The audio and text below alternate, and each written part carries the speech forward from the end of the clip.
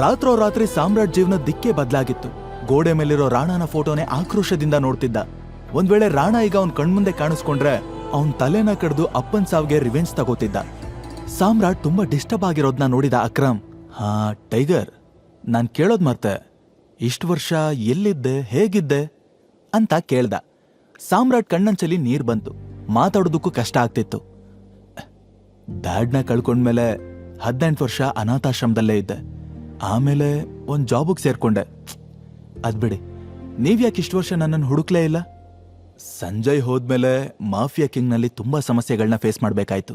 ಆ ಟೈಮ್ನಲ್ಲಿ ಶತ್ರುಗಳ ಕಣ್ಣಿಂದ ನೀನ್ ದೂರ ಇರೋದೇ ಒಳ್ಳೇದಾಗಿತ್ತು. ಅದಕ್ಕೋಸ್ಕರ 4-5 ವರ್ಷ ನೀನನ್ನ ಹುಡುಕಕ್ಕೆ ಹೋಗ್ಲಿಲ್ಲ. ಅಷ್ಟರಲ್ಲಿ ನಮ್ ಪುಟ್ಟ ಟೈಗರ್ ದೊಡ್ಡವನಾಗಿದ್ದ. ಹುಡುಕಿದ್ರೂ ಗುರ್ತಿಡಿಯೋದಕ್ಕಾಗ್ಲಿಲ್ಲ. ಆಕ್ಚುಲಿ ಈಗ ನೀನ್ ಸಿಕ್ಕಿರೋ ವಿಷಯನ ಮಾಂಟಿ ಮತ್ತೆ ಉಳ್ದೋರ್ಗೆಲ್ಲ ಹೇಳ್ಬೇಕು. ನನ್ನ ಹಾಗೆ ಅವರು ಕೂಡ ಖುಷಿ ಪಡ್ತಾರೆ ಅಂತ ಎಕ್ಸೈಟ್ ಆಗಿ ಹೇಳ್ದ. ರಾಣನ್ ಮಗನ ಹೆಸರು ಕೇಳ್ತಿದ್ ಕೂಡ್ಲೆ ಸಾಮ್ರಾಟ್ ಮುಖ ಕೆಂಪಾಯ್ತು. ಅವನ್ಗೆ ಮಾಂಟಿನ ಮೀಟ್ ಮಾಡೋದು ಇಷ್ಟ ಇರ್ಲಿಲ್ಲ. ಹೇ ಟೈಗರ್, ಏನ್ ಯೋಚಿಸ್ತಿದ್ಯಾ? ಸಾಮ್ರಾಟ್ ಪಟ್ ಅಂತ ತಲೆ ಕೊಡುಕೊಂಡು, ಆಕ್ಚುಲಿ ನನಗ್ ನೆನ್ಪಿರೋ ಹಾಗೆ ಡ್ಯಾಡ್ ಯಾವತ್ತು ಈ ಮಾಫಿಯಾ ಕಿಂಗ್ ಗ್ರೂಪ್ ಬಗ್ಗೆ ನನ್ನ ಹತ್ರ ಹೇಳೇ ಇರ್ಲಿಲ್ಲ. ಅವ್ರಿಗೂ ಅಂಡರ್ವರ್ಲ್ಡ್ಗೂ ಲಿಂಕ್ ಇರೋದು ನಿಜಾನೇ ಆಗಿದ್ರೆ ಅಟ್ಲೀಸ್ಟ್ ನನ್ನ ಹತ್ರ ಹೇಳಿರ್ತಿದ್ರು ಅಲ್ವಾ? ಅಕ್ರಮ್ ಟೈಗರ್ ಹೆಗ್ಲು ಮೇಲೆ ಕೈ ಇಟ್ಟು, ನೀನ್ ಅವಾಗಿನ್ನು ತುಂಬಾ ಚಿಕ್ಕವನು, ಅದಕ್ಕೆ ಈ ವಿಷಯಗಳನ್ನೆಲ್ಲ ನಿನ್ನ ಹತ್ರ ಹೇಳಿರ್ಲಿಲ್ಲ ಅನ್ಸತ್ತೆ. ಅಥವಾ ಇದೆಲ್ಲದ್ರಿಂದ ನಿನ್ನ ದೂರ ಇಡ್ಬೇಕು ಅನ್ಕೊಂಡಿದ್ನೇನೋ. ಬಟ್ ಬಿಲೀವ್ ಮಿ, ನಾನಂತೂ ನಿಂದಾರಿನೇ ಕಾಯ್ತಾ ಇದ್ದೆ. ಫೈನಲಿ ನೀನ್ ಸಿಕ್ಕಾಯ್ತು. ಇನ್ನು ಮುಂದೆ ಟೈಗರ್ ಗರ್ಜನೆಗೆ ಬೆಂಗಳೂರು ಅಂಡರ್ವರ್ಲ್ಡ್ ನಡ್ಗೋಗುತ್ತೆ. ಮಾಫಿಯಾ ಕಿಂಗ್ಗೆ ಯಾವತ್ತಿದ್ರು ನೀನೇ ಕಣೋ ಕಿಂಗು. ಸಾಮ್ರಾಟ್ ತಲೆಲೀಗ ಸುಮಾರು ಪ್ರಶ್ನೆಗಳು ಹುಟ್ಕೊಂಡ್ವು. ಮನ್ಸಲ್ಲೇ, ಇವ್ರಿಗೆ ರಾಣನೇ ಡ್ಯಾಡಿನ ಸಾಯಿಸಿದ್ದು ಅಂತ ಗೊತ್ತಿಲ್ವಾ ಅಂತ ಮಿತ್ರದ್ರೋಹಿ ಮಗ ಮಾಂಟಿಗೆ ಇಡೀ ಸಿಲಿಕಾನ್ ಸಿಟಿ ಮಾಫಿಯಾದ ಸಿಂಹಾಸನ ಕೊಟ್ಟು ಕೂರ್ಸಿದಾರ ಛೇ ಅಂತ ಬೈಕೊಂಡ. ಬಟ್ ಅವನ್ಗೆ ಸರಿಯಾದ ಕ್ಲಾರಿಟಿ ಇಲ್ಲದೆ ಇರೋದ್ರಿಂದ ಅಕ್ರಮ್ ಹತ್ರ ಇದ್ರ ಬಗ್ಗೆ ಏನೂ ಹೇಳೋದಕ್ಕೆ ಹೋಗ್ಲಿಲ್ಲ. ಅಷ್ಟರಲ್ಲಿ ಅಕ್ರಮ್ ಏನೋ ಯೋಚಿಸಿ 50 ಕೋಟಿ ಚೆಕ್ ಬರೆದು ಸಾಮ್ರಾಟ್ ಕೈ ಕೊಟ್ಟು, ಇದನ್ನ ಇಟ್ಕೋ, ನೀನು ವಾಪಸ್ ಟೈಗರ್ ಪೊಸಿಷನ್ಗೆ ಬರೋವರೆಗೂ ಬೇಕಾಗತ್ತೆ ಅಂದ. ಆ ಚೆಕ್ಕಲ್ಲಿ ಬರ್ತಿರೋ ಅಮೌಂಟ್ನ ನೋಡಿ ಸಾಮ್ರಾಟ್ಗೆ ಶಾಕ್ ಆಗಿದ್ದು ಎಷ್ಟು ನಿಜಾನೋ, ಆ ಕ್ಷಣದಿಂದ ಅವನ್ ಲೈಫ್ ಬದಲಾಗ್ತಿರೋದು ಕೂಡ ಅಷ್ಟೇ ನಿಜ ಆಗಿತ್ತು. ಅಕ್ರಮ್ ಸಾಮ್ರಾಟ್ ಕಣ್ಣಲ್ಲಿ ಕಣ್ಣಿಟ್ ನೋಡಿ, ಟೈಗರ್, ನಿನ್ನ ಐಡೆಂಟಿಟಿ ಈಗ್ಲೇ ಯಾರಿಗೂ ಗೊತ್ತಾಗೋದ್ ಬೇಡ. ಸದ್ಯಕ್ಕೆ ನೀನಿವಾಗ ಹೇಗಿದ್ಯೋ ಹಾಗೇ ಇರು.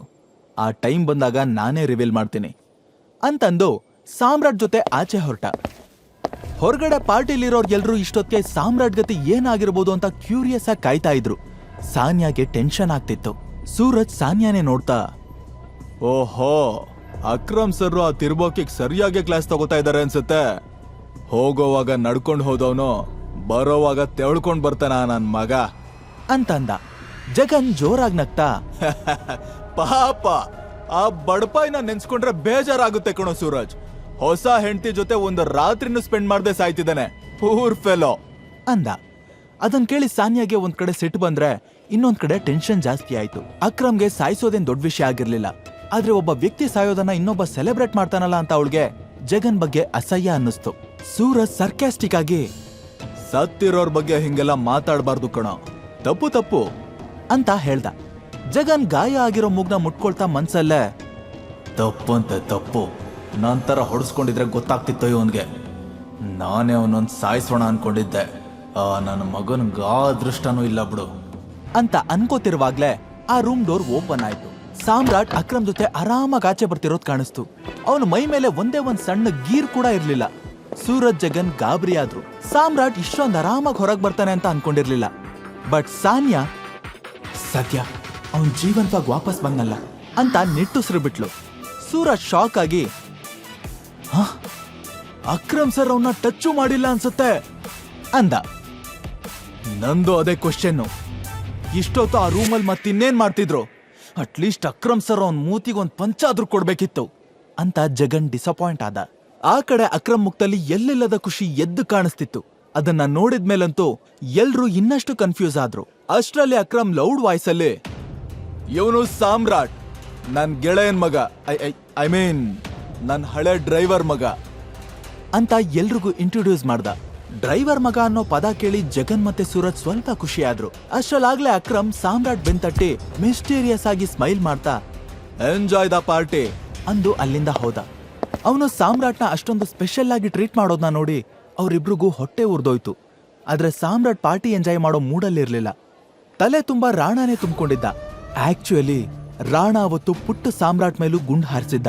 ಅದೃಷ್ಟವಶಾತ್ ಅವನು ಬಚಾವಾಗಿದ್ದ. ಈ ಕಡೆ ಸಾನ್ಯಾ ಸಾಮ್ರಾಟ್ ಹತ್ರ ಬಂದು, ನಿನ್ಗೇನು ಆಗಿಲ್ಲ ತಾನೆ, ಚೆನ್ನಾಗಿದ್ಯಾ ಅಲ್ವಾ ಅಂತ ಸಾಫ್ಟಾಗಿ ಕೇಳಿದ್ಲು. ಸಾಮ್ರಾಟ್ ಆಶ್ಚರ್ಯದಿಂದ, ನಿನ್ಗೆ ನನ್ ಮೇಲೆ ಯಾವಾಗ್ಲಿಂದ ಇಷ್ಟೊಂದು ಕನ್ಸರ್ನ್ ಶುರುವಾಯ್ತು ಅಂತ ಕೇಳ್ದ. ಕನ್ಸನ್ನೂ ಇಲ್ಲ ಮಣ್ಣೂ ಇಲ್ಲ, ನಿನ್ ಜೀವಂತವಾಗಿ ವಾಪಸ್ ಬರಲ್ವೇನೋ ಅನ್ಕೊಂಡಿದ್ದೆ. ಆದ್ರೆ ಒಂದ್ ವಿಷಯ ನೆನ್ಪಿಟ್ಕೋ, ನಿನಗ್ ಬದುಕೋ ಆಸೆ ಇದ್ರೆ ನನ್ನಿಂದ ದೂರ ಇರು ಅಂತ ಹೇಳಿ ಮೂಗ್ ಮುರಿದ್ಲು. ಸಾಮ್ರಾಟ್ ಕನ್ಫ್ಯೂಸ್ ಆಗಿ ಏನೋ ಕೇಳ್ಬೇಕು ಅನ್ಕೋತಿರುವಾಗ್ಲೇ ಜಗನ್ ಮತ್ತೆ ಸೂರಜ್ ಇಬ್ರು ಸಾಮ್ರಾಟ್ ಹತ್ರ ಬಂದ್ರು. ಜಗನ್ ಕ್ಯೂರಿಯಸ್ ಆಗಿ, ಹೇಯ್, ಒಳಗಡೆ ಅಕ್ರಮ್ ಸರ್ ನಿನ್ ಜೊತೆ ಏನ್ ಮಾತಾಡಿದ್ರೋ ಅಂತ ಕೇಳ್ದ. ಸಾಮ್ರಾಟ್ ಕಾಲಿಳಿಯೋ ತರ, ಜಗನ್ ಅನ್ನೋ ಒಬ್ಬ ಮುಟ್ಟಾಳ ಇದ್ದಾನೆ, ಅವನು ಬಂದು ಇದೇ ಪ್ರಶ್ನೆ ನಿನ್ನ ಹತ್ರ ಕೇಳ್ತಾನೆ, ಆಗ ಅವನ್ಗೆ ಏನೋ ಹೇಳ್ಬೇಡ ಅಂತ ಹೇಳ್ತಾ ಇದ್ರು ಅಂತ ಹೇಳಿ ಅಲ್ಲಿಂದ ಮುಂದೆ ಹೋದ. ಅವನ್ ಹೋಗೋದನ್ನೇ ನೋಡ್ತಾ ಜಗನ್ ಸಿಟ್ಟಲ್ಲಿ, ಲೋಫರ್, ಎಷ್ಟು ಕೊಬ್ಬು ಇವನ್ಗೆ, ಅಂಡರ್ ವರ್ಲ್ಡ್ ಡಾನ್ ತರ ಬಿಲ್ಡಪ್ ಕೊಡ್ತಾನೆ ನಾನ್ ಮಗ ಅಂತ ಹಲ್ ಕಚ್ತ. ಬಟ್ ಅವನ್ಗೆ ಸಾಮ್ರಾಟ್ ಮುಂದೆ ಇಡೀ ಅಂಡರ್ ವರ್ಲ್ಡ್ ನ ಶೇಕ್ ಮಾಡ್ತಾನೆ ಅನ್ನೋ ಸಣ್ಣ ಸುಳುವು ಕೂಡ ಇರ್ಲಿಲ್ಲ. ಪಾರ್ಟಿ ಮುಗಿದ್ಮೇಲೆ ಸಾಮ್ರಾಟ್ ಸಾನ್ಯಾ ಇಬ್ರು ಹೋಗಿ ಕಾರಲ್ಲಿ ಕೂತ್ರು. ಸಾಮ್ರಾಟ್ ಡ್ರೈವರ್ ಕಡೆ ನೋಡಿ, ನನ್ ಮನೆ ಇಲ್ಲೇ ಹತ್ರದಲ್ಲಿದೆ, ಸೊ ಅಲ್ಲಿಗೆ ನಡೀರಿ ಅಂದ. ವಾಟ್, ನಿನ್ ಮನೆಗ? ನಾನ್ ನಿನ್ ಜೊತೆ ನಿನ್ ಮನೇಲಿ ಇರ್ತೀನಿ ಅಂತ ಅದ್ ಹೇಗ್ ಅನ್ಕೊಂಡೆ? ನಿನ್ ಸ್ಥಿತಿನೇ ಹೀಗಿದೆ, ಇನ್ನು ನಿನ್ ಮನೆ ಸ್ಥಿತಿ ಅದ್ ಹೇಗಿದ್ಯೋ ಏನೋ. ಸಾಮ್ರಾಟ್ಗೆ ಸಾನ್ಯಾ ಸಿಟ್ ಮಾಡ್ಕೊಂಡಾಗ ತುಂಬಾ ಕ್ಯೂಟ್ ಆಗಿ ಕಾಣಿಸ್ತಾಳೆ ಅನಿಸ್ತು. ಪಾರ್ಟಿನಲ್ಲೂ ಹೀಗೆ ಅವನ್ ಜೊತೆ ಒಂದ್ ಮಾತು ಆಡ್ದೆ ಮುದ್ದು ಮುಖನ ಉಪ್ ಅಂತ ಮಾಡ್ಕೊಂಡೇ ಇದ್ಲು. ಅವನು ಬೇಕು ಅಂತಾನೆ ಮತ್ತೆ ಅವಳನ್ನ ಚುಡಾಯಿಸೋದಕ್ ಶುರು ಮಾಡ್ದ. ಅರ, ನಾನ್ ನಿನ್ ಗಂಡ ಅಂದ್ಮೇಲೆ ನೀನ್ ನನ್ ಮನೇಲಿರ್ದ ಇನ್ಯಾರ ಮನೇಲಿರ್ತೀಯ? ನಿನ್ ಕೆಲ್ಸಕ್ ಬರ್ದಿರೋ ಯೋಚನೆಗಳನ್ನೆಲ್ಲ ನಿನ್ ಜೇಬಲ್ಲೇ ಇಟ್ಕೋ. ಮೊದ್ಲು ನೀನ್ ನನ್ ಬೆಡ್ ಮೇಲೆ ಹೇಗ್ ಬಂದೆ ಅಂತ ಬುಗಳು. ಎಸ್, ಆಕ್ಚುಲಿ ನಾನು ಕೂಡ ನಿನ್ನ ಇದೇ ಪ್ರಶ್ನೆ ಕೇಳ್ಬೇಕು ಅನ್ಕೊಂಡಿದ್ದೆ. ನೀನೇ ಇದಕ್ಕೆ ಉತ್ತರ ಕೊಡ್ಬೇಕು. ಹೇಗ್ ಬಂದೆ? ಸಾನಿಯಾಗೆ ಪಿತ್ತ ನೆತ್ತಿಗೆರ್ತು. ನನ್ನ ಮುಂದೆನೆ ಅಧಿಕ ಪ್ರಸಂಗ ಮಾಡ್ತೀಯಾ? ಟೈಮ್ ಬರ್ಲಿ ಆಗ್ ನೋಡ್ಕೋತೀನಿ ನಿನ್ನ. ನಾನ್ ಸತ್ರು ನಿನ್ನ ಗಂಡ ಅಂತ ಒಪ್ಕೊಳ್ಳಲ್ಲ. ನಿನ್ ಮನೆಗೆ ನಾನ್ ಎಡ್ಗಾಲು ಇಡಲ್ಲ, ಅರ್ಥ ಆಯ್ತಾ? ಒಂದ್ ವೇಳೆ ನಾವಿಬ್ರು ಒಟ್ಟಿಗೆ ಇರ್ಬೇಕು ಅಂತ ತಾತ ಫೋರ್ಸ್ ಮಾಡಿದ್ರು ನೀನೇ ಬಂದ್ ನಮ್ಮನೇಲಿ ಬಿದ್ದಿರು, ಅದು ಸರ್ವೆಂಟ್ ತರ ಅಂತ ಖಡಕ್ ಆಗಿ ಹೇಳಿ ಡ್ರೈವರ್ಗೆ ಸೀದಾ ಮನೆಗ್ ನಡಿ, ಎಲ್ಲೂ ಸ್ಟಾಪ್ ಮಾಡ್ಬೇಡ ಅಂತ ಆರ್ಡರ್ ಮಾಡಿದ್ಲು. ಸ್ವಲ್ಪ ಹೊತ್ತಿನ ನಂತರ ಕಾರು ಅವಳ ಬಂಗ್ಲೆ ಮುಂದೆ ಸ್ಟಾಪ್ ಆಯ್ತು. ಕಾರ್ ಇಳ್ದು ಹೀಲ್ ಸೌಂಡ್ ಮಾಡ್ತಾ ಮನೆ ಒಳಗಡೆ ಹೋದ್ಲು. ಒಂದೇ ಒಂದ್ಸಲನು ಸಾಮ್ರಾಟ್ ಕಡೆ ತಿರುಗೂ ಕೂಡ ನೋಡ್ಲಿಲ್ಲ. ಸಾಮ್ರಾಟ್ ಮಾತ್ರ ಅವಳನ್ನೇ ನೋಡ್ತಾ, ನೀನ್ ಹೇಳ್ದಾಗೆ ನಾನೇನಾದ್ರೂ ಇವತ್ತು ರಿಂಗ್ ನ ತೆಗೆದ್ಬಿಟ್ಟಿದ್ರೆ ನನ್ ರಿಯಲ್ ಐಡೆಂಟಿಟಿನೇ ನನಗೆ ಗೊತ್ತಾಗ್ತಿರ್ಲಿಲ್ಲ. ಪಾರ್ಟಿ ಕರ್ಕೊಂಡು ಹೋಗಿರೋ ನಿನಗ್ ಥ್ಯಾಂಕ್ಸ್ ಹೇಳೋ, ಈ ರಿಂಗ್ ಥ್ಯಾಂಕ್ಸ್ ಹೇಳೋ ಗೊತ್ತಾಗ್ತಿಲ್ಲ ಅಂತ ಯೋಚಿಸ್ತಾ ಮನೆ ಕಡೆ ಹೆಜ್ಜೆ ಹಾಕೋದಕ್ ಶುರು ಮಾಡ್ದ. ಅವನ್ ಇಡ್ತಿದ್ದ ಹೆಜ್ಜೆ ಗುರ್ತು ಚಿಕ್ಕದಾಗಿರ್ಬಹುದು, ಆದ್ರೆ ಅವನು ಮುಂದಿನ ಗುರಿ ಕ್ಲಿಯರ್ ಆಗಿತ್ತು. ಮಿತ್ರದ್ರೋಹಿ ರಾಣಾನ ತಲೆ ಕತ್ತರಿಸಿ ಅಪ್ಪನ್ ಸಮಾಧಿ ಮೇಲಿಟ್ಟು ಅಲಂಕಾರ ಮಾಡ್ಬೇಕು ಅಂತ ನಿರ್ಧಾರ ಮಾಡಿದ್ದ. ಜೊತೆಗೆ ಅವತ್ತು ರಾಣಾ ಯಾಕೆ ತನ್ನ ಕ್ಲೋಸ್ ಫ್ರೆಂಡ್ ಸಂಜಯ್ಗೆ ಮೋಸ ಮಾಡ್ದ ಅನ್ನೋ ಪ್ರಶ್ನೆಗೂ ಉತ್ತರ ಬೇಕಿತ್ತು. ಡ್ಯಾಡ್, ಇನ್ಮೇಲೆ ನಿಮ್ ಈ ಟೈಗರ್ ಕೈ ಕಟ್ ಕೂತ್ಕೊಳ್ಳೋ ಮಾತೇ ಇಲ್ಲ. ಆದಷ್ಟು ಬೇಗ ರಾಣಾನ ಕಂಡು ಹಿಡ್ದು ಅವನ್ ಹೇಗೆ ನಿಮ್ಮ ಬೆನ್ನ ಹಿಂದೆ ಕತ್ತಿ ಮಸ್ತು ಎದೆ ಬಗದ್ನೋ ಹಾಗೆ ನಾನು ಸಾಯಿಸ್ತೀನಿ. ಅವನು ನಾನೇ ಹೊಡೆದು ನಿಮ್ ಕೊನೆ ಆಸೆನ ಈಡೇರಿಸ್ತೀನಿ ಡ್ಯಾಡ್ ಅಂತ ಸಾಮ್ರಾಟ್ ಬೆರಳಲ್ಲಿರೋ ಉಂಗ್ರನ ಮುಟ್ಟಿ ಶಪಥ ಮಾಡ್ದ. ನೆಕ್ಸ್ಟ್ ಡೇ ಅಲಾರಾಮ್ ಸೌಂಡ್ಗೆ ಕಣ್ಬಿಟ್ಟ ಸಾಮ್ರಾಟ್ ನೆನೆ ಪಾರ್ಟಿಲಾಗಿದ್ನೆಲ್ಲ ನೆನಪು ಮಾಡ್ಕೊಂಡು ಅಕ್ರಮ್ಗೆ ಮನ್ಸಲ್ಲೇ ಥ್ಯಾಂಕ್ಸ್ ಹೇಳ್ದ.